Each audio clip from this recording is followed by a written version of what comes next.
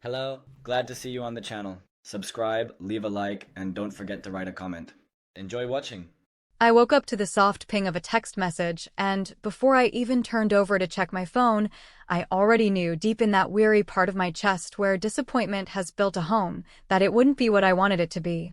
The room was still dim with early light filtering through the curtains, the kind of filtered gray that makes you feel like the day hasn't really started yet, but my mind was already racing, ticking through the names and faces of people who might remember, hoping for a name. A spark, something, anything that said, "Hey, we didn't forget you this time." But no, there it was. The same familiar message, the one that somehow managed to be worse than silence, because it acknowledged the wound without even attempting to treat it. Oh no, was that today? That was it. That was the text. 6 careless words from the woman who brought me into this world, as if my birthday had just slipped her mind between brunch plans and reruns of her favorite crime show. No punctuation. No apology. No follow-up. Just a ping and a slap in the face before I'd even gotten out of bed. I stared at the message, waiting for the next one. Maybe she'd remember the flowers she used to send when I was still under the illusion that we were close, or the half-hearted "love you" that she usually tacked on after realizing how her messages sounded. But nothing came. Just that line. As though she were asking if today was trash day. As though I were nothing more than a calendar glitch. I didn't respond. Not immediately. I just got up, pulled on an old sweater, and padded barefoot into the kitchen, where the kettle was already whistling like it knew I needed something hot to pour over the hollow ache in my chest.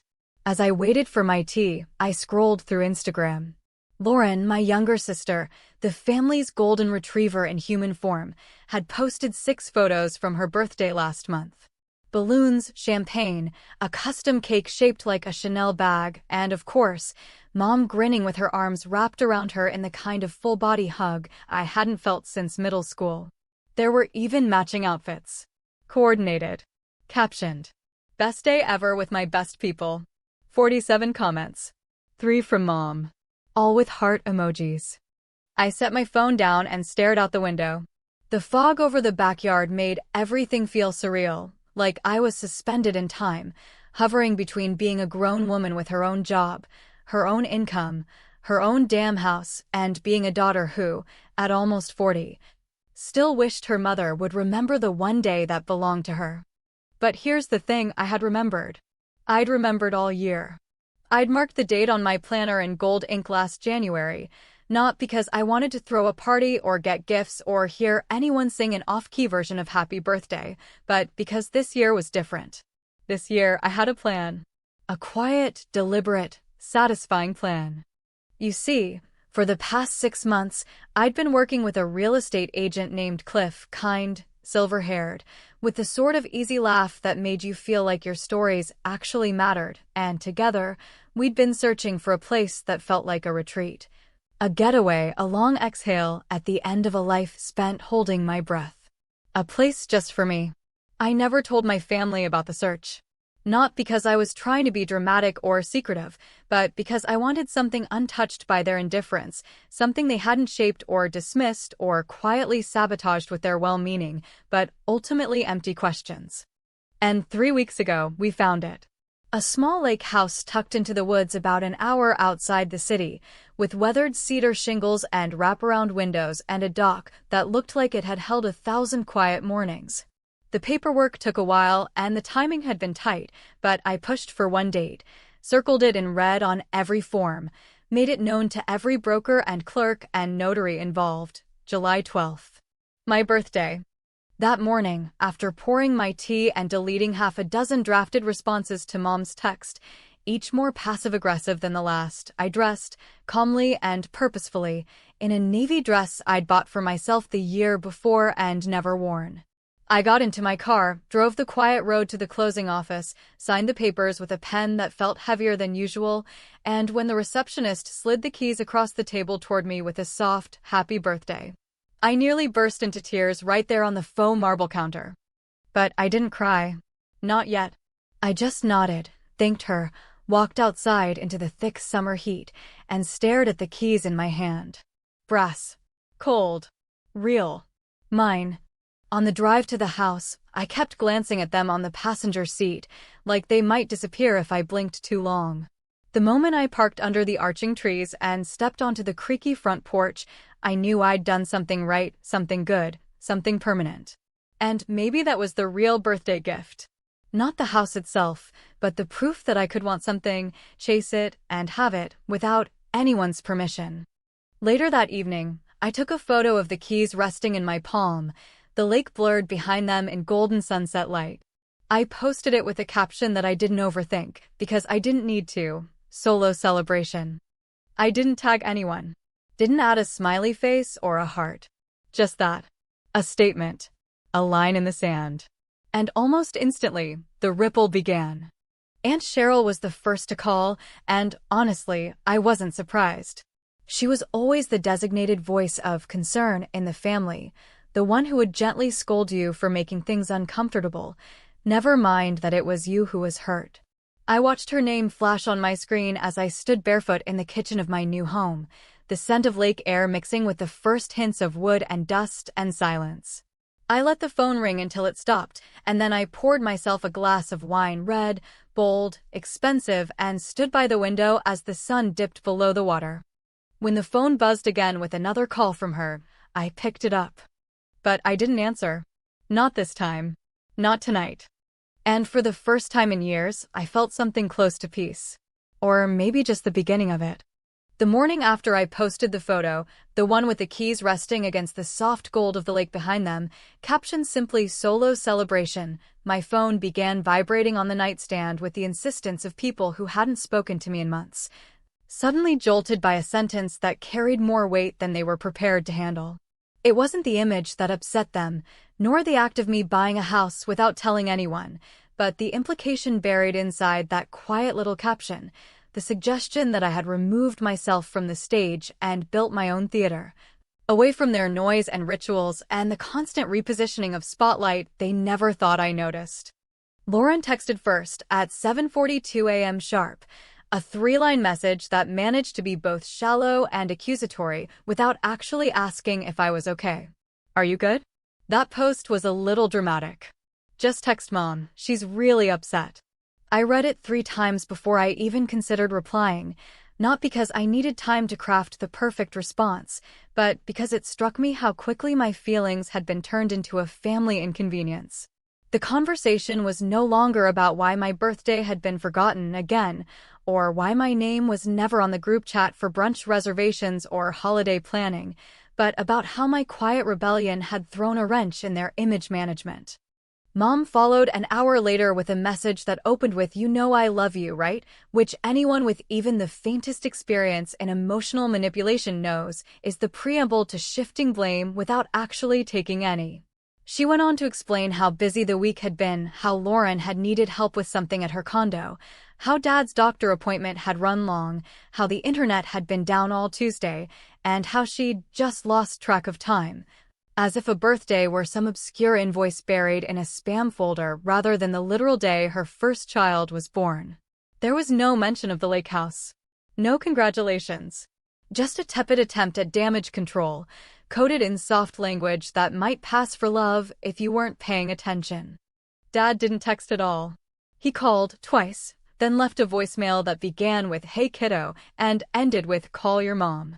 She's upset," which told me everything I needed to know about where his allegiances still lived, even after all these years of pretending to be neutral.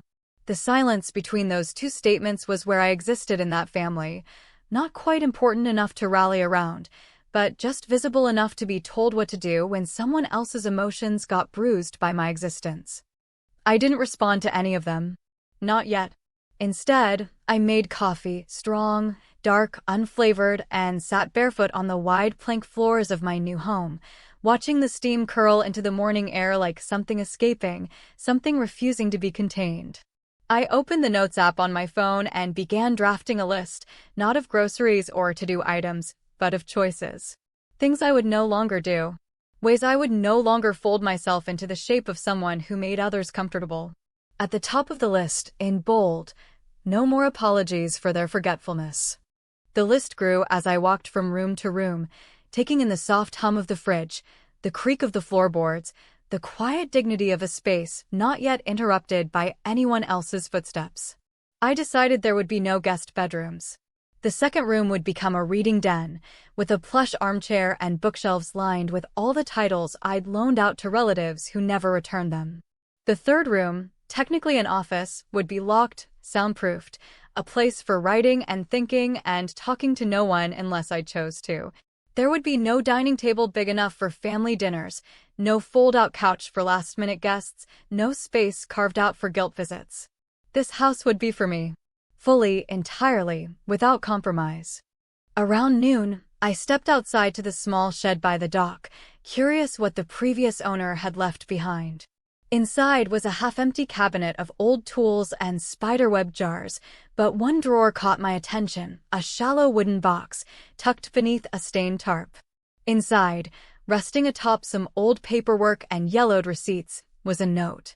Handwritten. Folded carefully.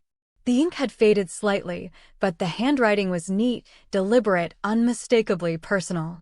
It was dated exactly 1 year earlier, same day, same month, my birthday, but not my handwriting. I unfolded it slowly, heart thudding without reason, and read the short message that felt like a whisper aimed directly at my spine. Sometimes the best family is no family at all. No name. No explanation. Just that. It wasn't dramatic. It wasn't cruel. It was freeing. Like someone before me had stood in this same house, on this same day, and realized something similar, that waiting for people to see you is a slow kind of suffocation, and sometimes the bravest thing you can do is walk away without making a sound. I sat with the note for a long time, folded it back, and placed it in my pocket. Maybe it meant nothing. Maybe it was just an eerie coincidence, some forgotten scrap from a past owner wrestling with their own family ghosts. Or maybe, just maybe, it was the universe's way of acknowledging me when no one else had. A wink from the void. Later that afternoon, I opened my email to a flood of digital noise, a reminder from work about quarterly reports, a newsletter from a wine club I never joined, an invitation to Lauren's upcoming celebration brunch for closing on her second investment condo. The subject line read, "Let's toast to new beginnings." I didn't open it. I just archived it silently, then returned to my phone and took another look at my birthday post. A few more likes, a few comments. Some vague well wishes from high school friends I barely spoke to anymore. But beneath all that, buried between the noise, was a comment from an anonymous account. No profile photo. No identifiable name. Just a single line that stopped my breath halfway through reading it. I remembered. I always remember. I just wasn't sure if I still had the right to reach out. I stared at the screen, my finger hovering over the reply button, a dozen emotions crashing together like a storm surge I hadn't braced for. Because for the first time in days, I felt something that wasn't anger or numbness. It was recognition. It was the echo of a past voice I thought I'd buried. But I didn't respond. Not yet. I just sat with it. And somewhere, in the stillness of that quiet afternoon, I realized this story wasn't over. Not by a long shot. By the time the phone rang again that evening, after a full day of silence that felt more charged than any shouting match ever could, I already knew it was her, not because of some mystical maternal connection, but because patterns, when repeated often enough, stop being coincidences and become rituals, and my mother's cycle of forgetting, deflecting, then performing guilt had long become a ritual as familiar to me as brushing my teeth. I watched the screen light up with her name, Nancy Taylor, no emoji, no heart, just stark text like a headline announcing news I'd already predicted, and for a brief moment I considered ignoring it, letting it go to voicemail like I had done with Aunt Cheryl.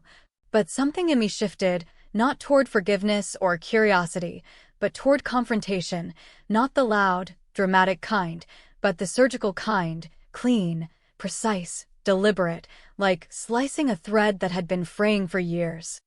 I answered, not with a hello, not with warmth, but with silence, waiting for her to speak first, which of course she did, in that voice that tried too hard to sound casual, stretched thin with overcompensation and performative concern.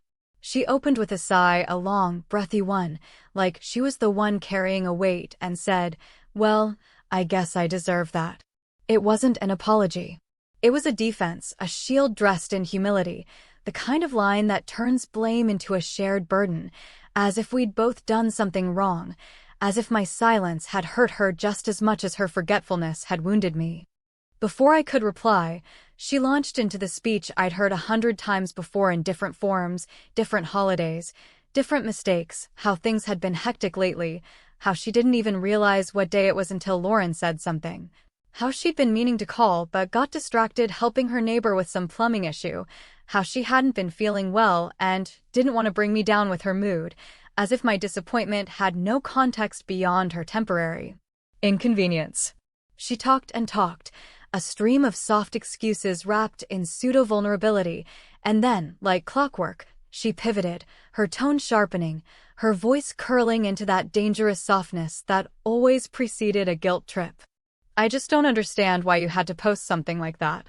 It made it seem like we don't care about you at all. And honestly, Jenna, sometimes I think you just take things too personally. And there it was. The sentence that always broke something in me, no matter how prepared I thought I was. The one phrase that managed to erase everything I felt with a single swipe, like painting over a cracked wall and pretending it was never broken in the first place. You always take things so personally. As if caring about being remembered, about mattering, about not being treated like an afterthought was some sort of moral flaw. As if her forgetting the day I was born year after year was just a minor social hiccup, and my reaction to it was the real issue. I didn't scream. I didn't sob. I didn't list every birthday she'd forgotten, every time she called me too intense, when I brought up something that hurt, every moment she'd told me to be the bigger person after Lauren insulted me or took something that was mine. I didn't tell her about the lake house, or the note I'd found, or the anonymous comment that had left a dent in my chest I still couldn't explain. I didn't even tell her I was angry. I just said, okay, and let the silence stretch long enough to make her uncomfortable, long enough for her to feel, for just a second, what it was like to speak into a void and get nothing back. Then I hung up. I didn't wait for a call back. I knew it wouldn't come.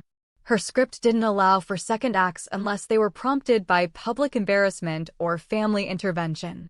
She would retreat now, nurse her wounds in private, and re-emerge eventually with a carefully curated narrative that painted her as the misunderstood matriarch and me as the difficult daughter who never let things go.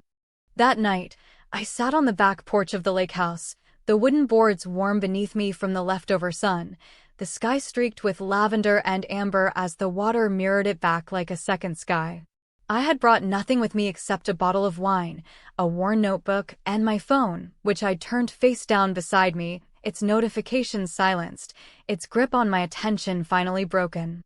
I sipped slowly, thinking about all the times I had swallowed my pain to keep the family peace, all the ways I had smiled through birthdays that felt more like eulogies for the child they never fully saw.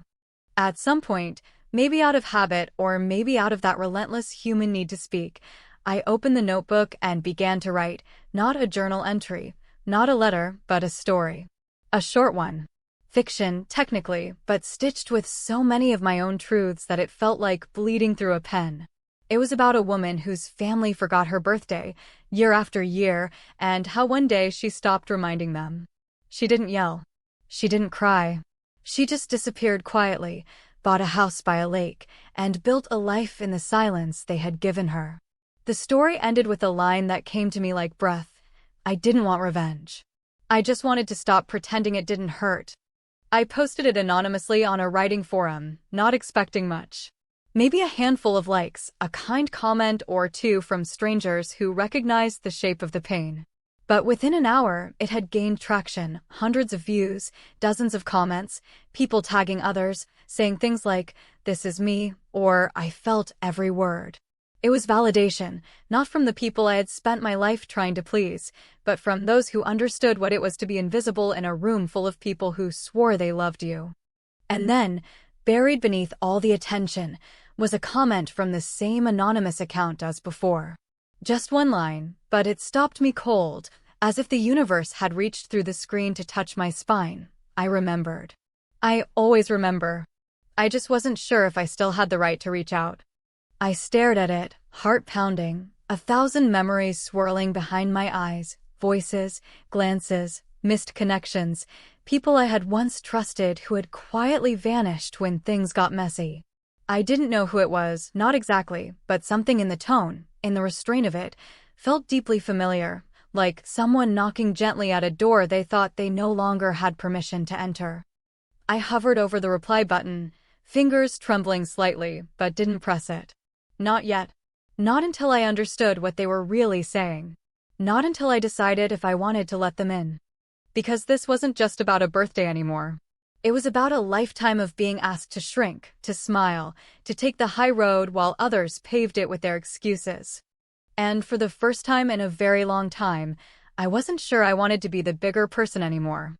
It started with the kind of phone call you don't mistake for anything else, not a check-in, not a concerned relative reaching out of genuine empathy, not someone offering to listen or help or even acknowledge the wound beneath the image I'd posted, but a reprimand disguised as familial concern, a cold tap on the shoulder wrapped in syrupy words that didn't even try to hide the disappointment that I'd made them look like what they actually were.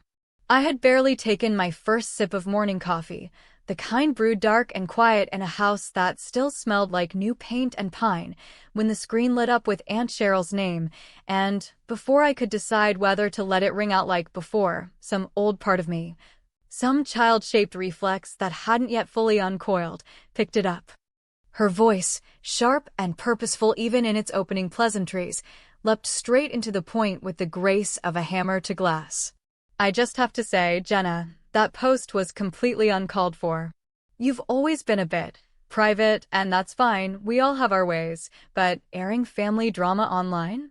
It made us all look bad. People are talking. Everyone's wondering what happened.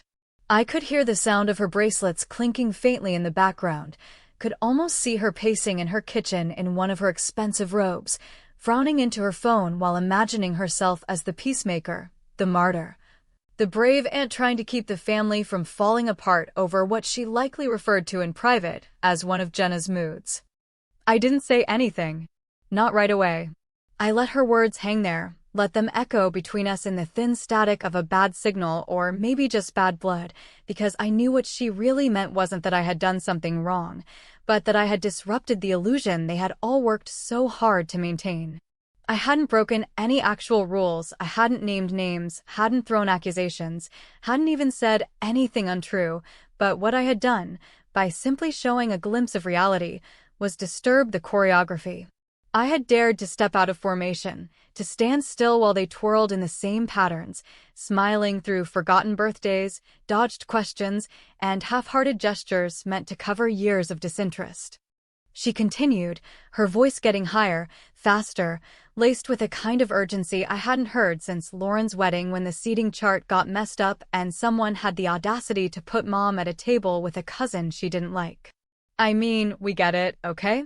You're independent. You don't need anyone, but did you think about how that made your mother feel? She's been crying for days.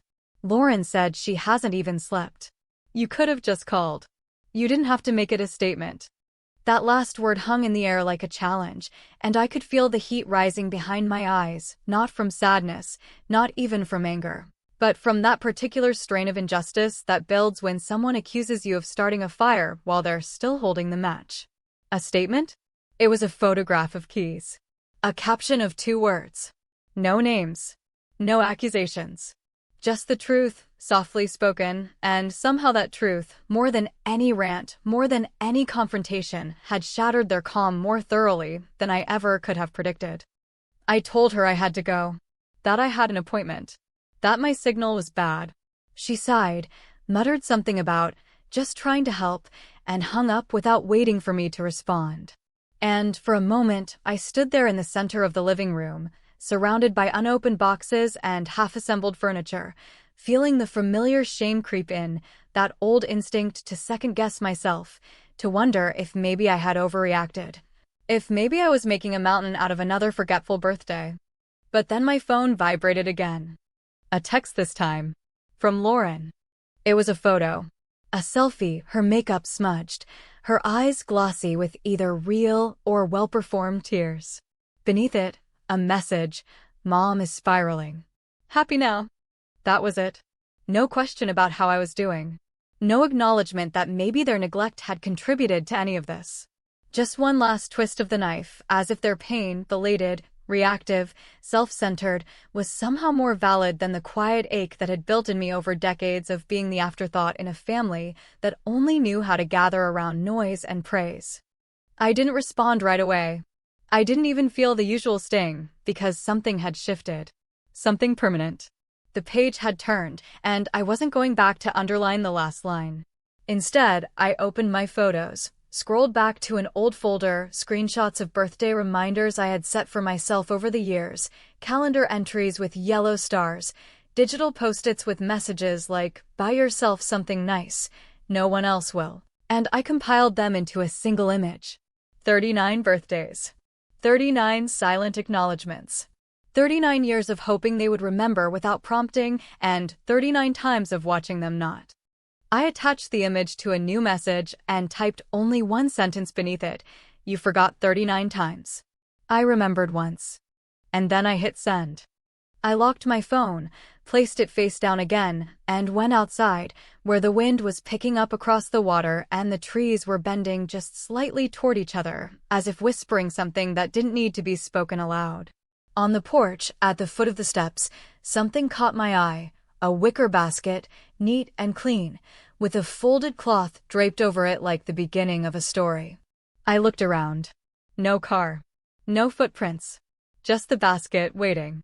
Inside, wrapped in linen, was a warm loaf of bread, a bottle of Merlot with a handwritten tag, and a note, thick, ivory paper, inked in a careful, looping script I recognized immediately. "Everyone deserves to be remembered on their day. Happy birthday, Jay." It was signed, Cliff, the real estate agent. The man who had walked me through this house with such quiet reverence, who had noticed my pause at the lake-facing window, who had offered me a tissue when my voice cracked during the signing, not because I said anything, but because he had simply been paying attention. I turned the card over.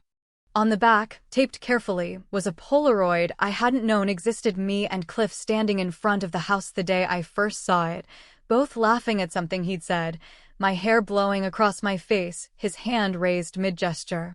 I looked so unguarded, so unlike the version of myself that my family had flattened into the role of the serious one. And for the first time in days, I smiled, not out of spite, not because I had won anything, but because in that moment, standing on the porch of a house I chose, holding a card from someone who had no obligation to remember anything at all, I felt what it was like to be seen. No guilt. No qualifiers. Just seen. And I knew, no matter what came next, I wouldn't let that feeling go. It was a quiet kind of morning, the kind that creeps in without demanding attention, soft and unapologetically slow, with the lake lying still as glass, and the sky above it carrying that pale, milky hue that happens only in the early hours before the sun decides what kind of heat it will offer the day. I sat in the worn wicker chair I'd found secondhand in town, the one that made a slight creaking noise whenever I shifted, and watched the light stretch itself across the water like it was trying to remember how to rise gently. There was no urgency. No voices. No agenda. Just me, the wind whispering through the tall grass along the shoreline, and the dull buzz of a phone I hadn't touched since the night before. It was strange how silence, once something I used to interpret as punishment, now felt like armor, like the more I sat in it, the stronger I became. There were still unopened boxes in the hallway, still furniture to assemble and utilities to sort out, but none of it called to me the way it would have in my old life. In that cramped apartment where every corner had been saturated with the echoes of family expectations, misplaced guilt, and the relentless urge to prove I was fine, capable, thriving, even when I wasn't. Now, I didn't have to perform for anyone. Except the phone wouldn't stop buzzing. I let it vibrate against the wooden table for nearly 10 minutes before I finally picked it up, more out of curiosity than concern. 3 missed calls from Mom. 1 from Lauren. 2 text messages from Aunt Cheryl that began with "not to stir anything up," and continued into paragraphs I didn't open. And then, tucked between all the noise, a notification I'd almost forgotten about, a new reply on that anonymous comment left under the story I had posted, the one about the woman who finally stopped reminding people to care about her. The original comment had already struck a nerve with me, more than any text from family, because it wasn't aggressive or guilt-ridden or self-centered. It had been quiet and honest and unfinished. A digital echo of someone who knew me once, but wasn't sure if they were still allowed to say so. I remembered. I always remember. I just wasn't sure if I still had the right to reach out. Now, the reply had arrived, and my hands trembled slightly as I clicked it open, more from the weight of what it might be than any specific hope. It read, "Because you were always surrounded by people who didn't see you, and I didn't want to be another one." I figured silence was safer than adding to the noise. But I remembered every time. "Just thought you should know." Signed, simply, C. No profile. No image. No further explanation. And it hit me, not like a slap, but like a quiet pressure in the center of my chest, a slow unraveling of memories I had packed away too tightly over the years. I couldn't place who it was with absolute certainty. There were a handful of possibilities. A friend I'd lost touch with in college, someone I dated briefly before they ghosted me out of fear or uncertainty, or maybe even someone who had never spoken their feelings aloud, who had watched from a distance as I tried so hard to earn love from people who only knew how to give it conditionally. I thought about replying, thought about asking them who they were, demanding clarity, forcing closure. But then I realized something I didn't need to know. Not anymore. Because in that moment, what mattered wasn't who had remembered, but that someone had. Someone who didn't owe me anything, who hadn't been at the birthday parties I never had, who hadn't witnessed the 100 small betrayals that defined my childhood, but who had, in some quiet corner of their life, kept a sliver of me intact and honored it without asking for attention in return. And that was more than I could say for the people who claimed to love me. I closed the app, set the phone face down again, and poured myself another cup of coffee, the mug chipped at the handle but warm in my palms, grounding me in a way no voicemail or apology ever had. I thought about all the years I had bent over backward to keep my place in a family that had never quite made space for me, about all the birthdays I had smiled through as they sang louder for Lauren, or canceled last minute, or gave me gifts that made it clear they didn't know me at all. I thought about the lake house, this creaking, sunlit place I had bought in secret, for no one but myself, and I let the thought settle in like a seed finding its home in soft, welcoming earth. Here, I didn't have to perform. I didn't have to forgive on demand. I didn't have to translate silence into love or rationalize absence into grace. Here, I got to exist. And that was enough. My phone buzzed once more. A final call from Mom. The screen lit up with her name, and I watched it like you might watch a moth repeatedly fly into the same glass window, not out of malice, not even out of impatience, but out of the kind of exhaustion that comes when you realize someone is never going to see the pain between you, no matter how many times you try to point it out. I didn't answer. Not because I wanted to punish her. Not because I needed her to chase me. But because I was done playing the role she had written for me long ago, the one where I always came back, always made things easier, always turned my pain into something palatable for everyone else. Instead, I stood, walked barefoot across the cool wooden floor, opened the door to the dock, and stepped into the golden stretch of morning light that made everything, even the grief, look almost beautiful. The wind picked up slightly, just enough to rustle the tall reeds near the shore, and I closed my eyes, breathing in the scent of fresh water, pine, and something else, freedom, maybe, or at least the beginning of it. And for the first time in years, I didn't feel like I had to say anything. Not to my mother. Not to my sister. Not to Aunt Cheryl or anyone else who wanted an explanation for why I had chosen, finally, to choose myself. Because sometimes the loudest, clearest message you can send to people who have never really heard you is silence.